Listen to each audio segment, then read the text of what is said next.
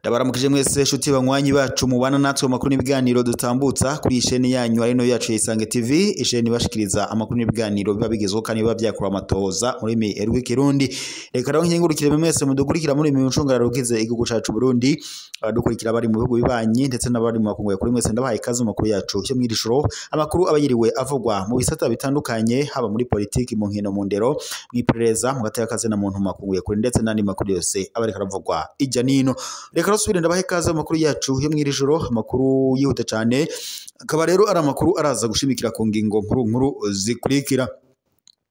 Amakuru yacu turaza kuyatangurira mu gisata ca politiki ngaha mu Burundi, aho ubutavuga rumwe n'umugambi aho ubutavuga rumwe n'ubutegetsi Honorable Agathon Rwasa kuri ubu ngubu biriko biranuganurwa ko abasirikare ndetse n'abapolisi bamaze gushika kurugiwe, ndetse ngo bo bamufashe bakaba bamujanye kumupfunga. Nta yindi mvo nuko atariko arashaka kugendera ku matwara y'umugambi uri ku butegetsi wa CNDD FDD. Vyose turaza kubigaruka ko ku buryo bw'idonido. Turaza kandi kunyarukira mu yandi makuru turabire hamwe kubiriko biravugwa ku ntwaro ya Perezida Evariste Ndayishimiye, aho rero Rigiteka yamaze gusohora icegeranyo igaragaza ukungene ubutegetsi bwa Evariste Ndayishimiye bubandanya gukora amabi ngaha mu Burundi. Byose ku buryo bw'idonido, aya makuru nandi yose ni mukanya ku buryo bw'idonido. Ico ndagusabye banza upfende suivre, partage ndetse na s'abonner kugira ngo tubandanye kubana amakuru n'ibiganiro, tubandanye gushikiriza kuri no muresha kuri yanyu mukunda cyane imwe rudende ya Isange TV, isheni bashikiriza amakuru n'ibiganiro biba bigizwe kandi ururimi rw'ikirundi. Reka rero ngaruke mbakengurukire kandi mbahe kaze mu makuru yacu ku buryo bw'idonido, tugira duhere ko yari karavugwa ngaha mu Burundi. Nyuma yuko Honorable Agathon Rwasa yahoze yaramutswe umugambwe CNL awambuwe akagirizwa gushaka gutembagaza ubutegetsi bwa Perezida Evariste Ndayishimiye, Honorable Agathon Rwasa yari yamirije ivyavuye mu matora y'abashinga amateka yabaye ku igenekerezo rya 5 ruheshi uyu mwaka, aho ndetse yanavuze ko aya matora yabayemo ubusuma ntangire, kandi ibi byose bikagaragazwa n'ivyegeranyo byavuye byashizwe ahabona na cane mu byakozwe n'umugwi ujejwe gutunganya amatora ngaha mu Burundi, aho wagaragaje ko ibiharuro fata kibanza byagaragaje ko umugambi uri ku butegetsi wa CNDD FDD ari wo watahukanye itsinzi ndetse n'intebe zose zo mu ntama nshinga amateka. Honorable Agathon Rwasa rero yari yamirije ibyavuye mu matora y'abashinga amateka, aho rero umugambi uri ku butegetsi ari wo watahukanye itsinzi ndetse kuri ubu ngubu ukaba ari no wiganziye mu butegetsi bw'u Burundi. Ibintu rero abatavuga rumwe n'ubutegetsi bw'u Burundi batumvikana n'ubutegetsi bw'u Burundi, aho ndetse badondora uruteke ko umukuru w'igihugu cy'u Burundi n'umugambwe wiwe wa CNDD FDD ari wo wiganziye mu butegetsi. Honorable Agathon Rwasa rero murabizi neza ko yahoze aramutswe umugambwe CNL, gusa nyuma yaho akaba yaraje kuwamburwa ugaca uragizwa Nestor Yerikwishaka. Honorable Agathon Rwasa kuva yakambuzwa umugambwe wiwe yarabandanije kudodoberezwa ndetse aranahakwa gufungwa. Si ibyo byenyine kuko n'igendereza ry'u Burundi ryabandanije kumushakisha kugira ngo abe yapfungwa, ariko rimwe na rimwe akigira mu mahanga kugira ngo yinyegeze. Amakuru kandi dufite mu ijoro nuko kuri ubu ngubu iperereza cyangwa se igipolisi n'igisirikare cy'u Burundi byo byamaze kugota urugo rwa Honorable Agathon Rwasa. Amakuru kandi aturuka ku rubuga nuko Honorable Agathon Rwasa yaba yamaze gufatwa ndetse ko birananuganurwa ko yaba yamaze kujanwa mu gasho. Nta yindi imvo n'imvano nta yindi ngo nuko ashaka gutembagaza ubutegetsi cyangwa se ngo yifatikanya n'imigwi itwaje ibigwanisho mu gushaka guhungabanya umutekano w'u Burundi ndetse no gutembagaza umukuru w'igihugu cy'u Burundi Evariste Ndayishimiye n'intwaro y'inkuka amakuru ku rubuga n'ubundi abigarukako. Ni mu gihe kandi Honorable Agathon Rwasa yahoze mu butegetsi bw'u Burundi ndetse murabizi ko yabaye n'umushinga amateka, ariko nyuma yaho yaraje kwirukanwa mu nama nshinga amateka. Ibi rero bikagaragaza agatotezo kabandanya gakorerwa abatavuga rumwe n'ubutegetsi mu Burundi. Ni ibintu biteye agashavu cyane na cyane rero bibangamiye abatavuga rumwe n'ubutegetsi na cyane umugambwe nyene uri ku butegetsi wa CNDD FDD nkuko amakuru dukura ku rubuga abishikiriza. Naho mu yandi makuru nuko hariko haravugwa agatotezo, ubukene, ukwiyamamaza. Rigiteka yashize ahabona ibyagiriji bikomeye ku ntwaro ya Perezida Evariste Ndayishimiye. Bujumbura kuwa munani ndetse no kuwa 10 Ndagaro uyu mwaka mu gihe yashika ku butegetsi muri ruheshi 2020 inyuma y'urupfu rw'igiturumbuka ngo yasubiriye Petero Nkurunziza, Evariste Ndayishimiye yasa nutera ivyizigiro kwiruhutsa ko amabi yakozwe inyuma y'umwaka wa 2015 agiye guhagarara kandi ko hagiye kugaruka intwaro ishingiye ku mategeko. Inyuma y'imyaka 5 icegeranyo giteye ubwoba cari giteka cerekana ko ahubwo ibintu vyabaye bibi cane. Intwaro y'umukazo amashirahamwe yigenga yangajwe n'agateka kazina muntu gahanyangwa. Urubuga rwa politike ruraciganziwe n'umugambwe umwe rudende. Ico cegeranyo kivuga ko Evariste Ndayishimiye yabandanije uburyo bw'intwaro y'agahotoro ya Petero Nkurunziza. Mu ntango z'ubutegetsi bwiwe yaravuze amajambo y'ivyizigiro, yiyemeza kurwanya igiturire ndetse no kugurura urubuga rwa politike, ariko bidatevye kabiri umukazo warasubiye kwibonekeza. Abatavuga rumwe n'ubutegetsi, abaharanira hagati y'akazina muntu, abamenyesha makuru ndetse n'abanyagihugu basanzwe batinyuka kuvuga ibitagenda neza ku butegetsi barafatwa bunyamaswa, baranyuruzwa, abandi bakaborezwa igufa.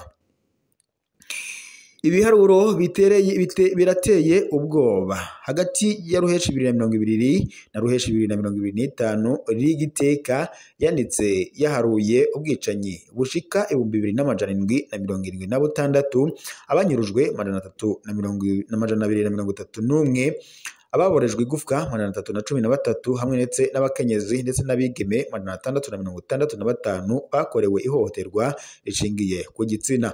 Ayo mabi kandi akorwa ubutegetsi busigura ko ari ingingo z'umutekano canke ukurwanya iterabwoba. Amatora y'abashinga amateka yo kuwa 5 ruheshi uyu mwaka nk'uko rigiteka ibivuga yari umukino wa politike. Imigambwe itavuga rumwe n'ubutegetsi yarakumiriwe cane iraburabuzwa. Abarorerezi baraterwa ubwoba, ubusuma burakorwa mu mugambwe umwe rudende wa CNDD-FDD. Ivyavuyemwo umugambwe uri ku butegetsi wa CNDD-FDD watwaye amajwi arenga 96% ritwara intebe kandi zose 100% mu nama nshinga amateka. Ivyo kandi vyatumye haba ishusho y'igihugu gifise umugambwe umwe, ivyabwirijwe na Iprona, CNL ndetse n'urunani Burundi bwa bose. Intwaro mbi ya byose bihagaze ko mu butunzi ibintu vyarayangaye. Uburundi bufise ingorane mu bisata bitandukanye, ubukene bw'igitoro, imiti ntiboneka neza, iduga ry'ibiciro ndetse n'iry'ibifungurwa. Ifaranga ry'u Burundi ribandanya guta agaciro. Banki nkuru y'igihugu BRB ubu itwarirwa mu biro by'umukuru w'igihugu, yaratakaje ubwigenge bwose. Impinduka y'amafaranga yo muri 2024 gukura amanoti yose ya 5 ndetse n'ibihumbi 10 ku rubuga rwa yarateye uruhagarara mu banyagihugu basanzwe baremvye. Kubwo banki ya Afrika ijejwe iterambere, ifaranga ry'u Burundi ryataye agaciro ku bice 71 n'igice kimwe kwijana muri 2023. Ibyo kandi bituma ubukene bwunyuka, ibice birenga 70% bibayeho mu bukene bigatuma kandi abantu bababaye cane. Indero ndetse n'amagara y'abantu ibisata biri mu ngorane.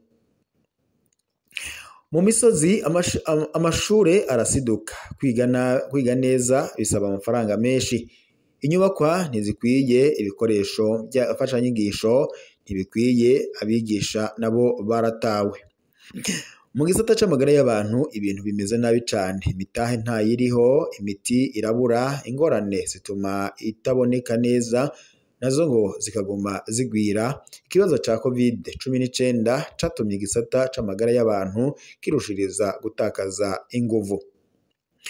Ubutungane buhabwa amategeko, igisata c'umutekano naco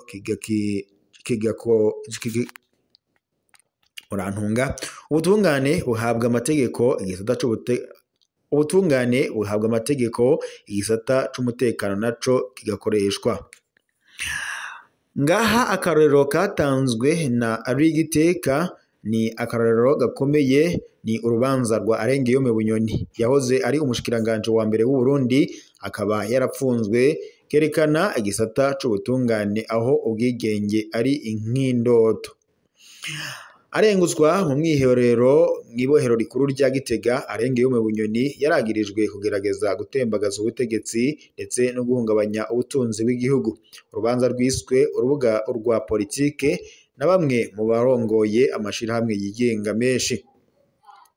Igendereza ry'igihugu ku ruhande rwaryo ryama rivugwa ko rikoreshwa mu gutoteza abantu, ntirihanwa kandi ngo rikorana n'urwaruka rwa CNDD-FDD nk'imbonerakure ndetse n'inzego nshasha nka FRA de France de la Reserve et appui au développement. Inzego zatakaje inguvu CNIDH ndetse nayo yiyamirizwa. Muri Rusama 2025 igenwa rya Musenyeri Martin Nyaboho ku burongozi bw'umugwi wigenga ujejwe agateka kazina muntu CNIDH ryarateye uruhagarara. Wahoze arongoye uwo mugwi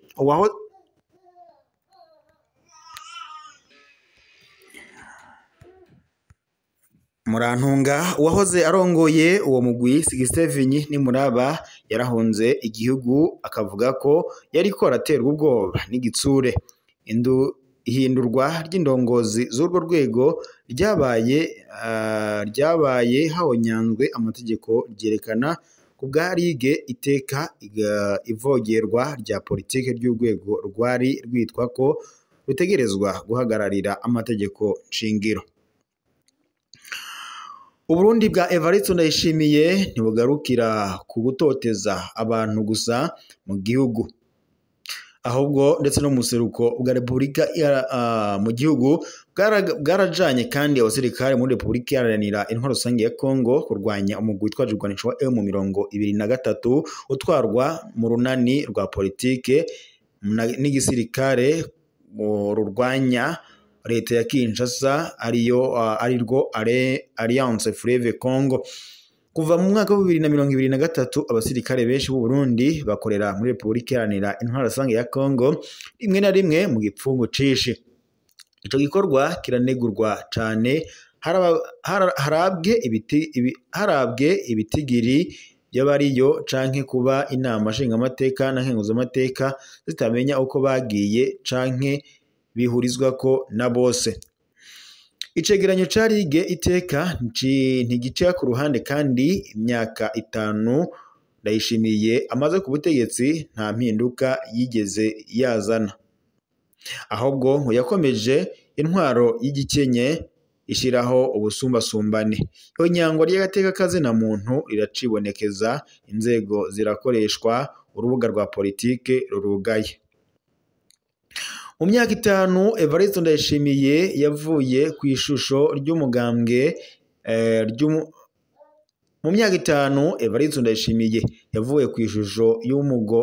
y'ugomba impinduka aba umurongozi w'igikenye bwa Rigiteka.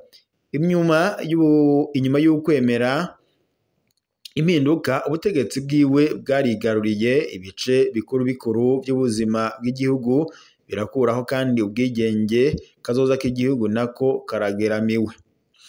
Ku wa 5 Nyandagaro uyu mwaka, umukuru w'igihugu cy'u Burundi Evariste Ndayishimiye yarashizeho leta shasha yagabanijwe, yaranzwe kandi n'ishirwamo ry'abantu bashasha, ikimenyetso c'uko ariko aragerageza gusuganya ukundi hagati mu kiringo ciwe cankwe kwikingira, nk'uko amakuru n'ubundi ku rubuga abigaragaza na cane n'abahinga mu vya politiki ngaha mu karere k'ibiyaga binini babandanya babigarukako. Reka rero mbashimire mwese mwari kumwe natwe mu makuru n'ibiganiro twariko turashikiriza mw'iri joro. Reka tuyasozere ngaha, turaza gusubira amakuru araza kuba agezweko. Yari amakuru mushikirizwa n'imbonesha kuri yanyu mukuru yacu rimwe Rudende Isange TV, imbonesha kuri bashikiriza amakuru n'ibiganiro biba bigezweho kandi biba vyakorewe amatohoza muri mi rw'ikirundi. Reka mbibutse mu kifende suivre partager s'abonner tujye tubandanya kubana amakuru n'ibiganiro tuba turiko turabashikiriza umwanya n'umwanya. Reka mbashimire kuba mwari kumwe natwe mu makuru n'ibiganiro vyo mw'ijoro dusozerere ngaha turaza gusubira amakuru araza kubagezeko mu gitondo.